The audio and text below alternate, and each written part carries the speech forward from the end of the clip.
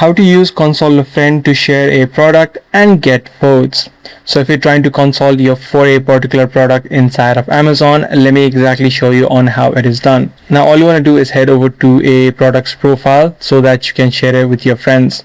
First of all, once you're inside of a product page, you'd be able to see the share icon being displayed, which is this exact icon right here. You can simply tap on this option. Now if this is your first time, you'd be able to see an option which says ask your friend. You simply need to toggle this option on.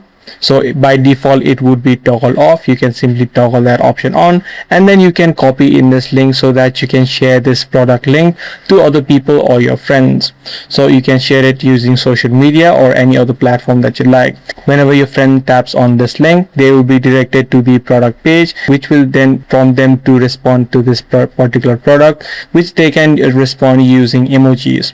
So they can use various emojis to cast their votes. So this is the process that you can follow, as well as your friends can follow, in order to console a friend inside of Amazon. If this guide video did help you out, be sure to let me know. I'm going to see you in the next video.